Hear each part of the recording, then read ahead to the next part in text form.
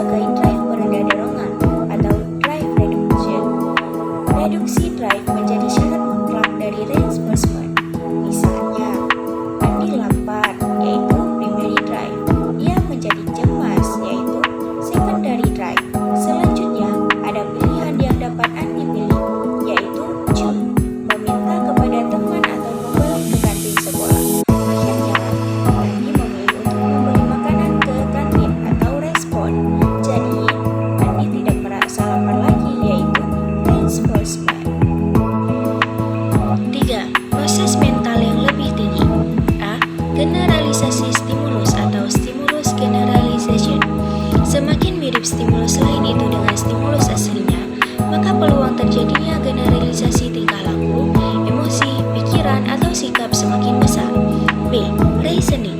Reasoning memberi kemudahan untuk merencanakan, menekankan tindakan pada masa yang akan datang, serta mengantisipasi respon agar menjadi lebih efektif. C. Bahasa. Baik dalam bentuk ucapan, pikiran, tulisan, maupun sikap tubuh. Kata dapat menguatkan tingkah laku seseorang secara verbal dengan menggambarkan konsekuensi masa yang akan datang. D. Secondary drive. Stimulus atau cue yang sering berasosiasi dengan kepuasan dorongan primer dapat menjadi reinforcement sekunder. Semua drive sekunder dapat dianalisis asosiasinya dengan drive primer, walaupun terkadang dianalisis itu begitu kompleks sehingga sukar ditemukan jejaknya. 4. Model konflik. Menurut Dollard dan Miller, konflik membuat orang tidak dapat merespon secara normal. Ada 5 asumsi dasar mengenai tingkah konflik, yaitu A. Kecenderungan mendekat atau gradient of approach. Kecenderungan mendekat di tujuan positif semakin kuat kalau orang semakin dekat dengan tujuannya. B. Kecenderungannya menghindar atau gradient of avoidance. Kecenderungan menghindar dari stimulus negatif semakin kuat ketika orang semakin dekat dengan stimulus negatif tersebut. C. Peningkatan gradient of avoidance lebih besar dibandingkan gradient of approach. D. Meningkatnya dorongan yang berkaitan dengan mendekat atau menghindar akan meningkatkan gradient. E. Manakala ada 2 respon yang bersaing, maka yang lebih kuat yang akan terjadi. 5. Ketidaksadaran. Faktor ketidaksadaran penting, tetapi berbeda dengan Freud. Dollard dan Miller membagi isi-isi ketidaksadaran menjadi 2, yaitu A. Ketidaksadaran berisi hal yang tidak pernah disadari, juga apa yang dipelajari secara non-verbal dan detail dari berbagai keterampilan motorik. B. Berisi apa yang pernah disadari, tetapi tidak bertahan dan menjadi tidak disadari karena adanya represi. Nah, kita akan lanjut ke perkembangan kepribadian. 1. Perangkat innate response sederhana dan primary process. Bayi memiliki 3 repertoire primitif yang paling penting, yaitu A. Refleks spesifik atau specific refleks.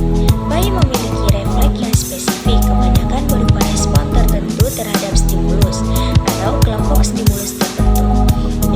Refleks bawaan yang hierarki atau innate hierarchies of response.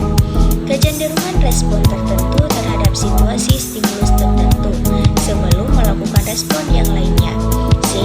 Dorongan primer atau primary drive. Stimulus internal yang kuat serta bertahan lama yang biasanya berkaitan dengan proses fisiologis. Drive ini memotivasi bayi untuk melakukan sesuatu, tetapi tidak menentukan aktivitas spesifik apa yang harus dilakukan. 2. Konteks sosial. Dollard dan Miller menekankan saling ketergantungan antara tingkah laku dengan lingkungan sosiokultural. Bagi Dollard dan Miller, prinsip-prinsip belajarnya dapat diterapkan lintas budaya. Dollard dan Miller yakin bahwa tingkah laku orang dipengaruhi oleh masyarakatnya. 3. Situasi pembelajaran atau training situation. Dollard dan Miller mengemukakan 4 hal yang mudah menimbulkan konflik dan gangguan emosi, yaitu situasi makan, pendidikan kebersihan, pendidikan seks awal, dan pengendalian marah dan agresi. Kita lanjut ke pembahasan yang terakhir, yaitu aplikasi kepribadian, psikopatologi, dan perubahan tingkah laku. Dollard dan Miller memandang tingkah laku normal dan neurotik dalam satu kontinu, dan bukannya 2 hal yang terpisah.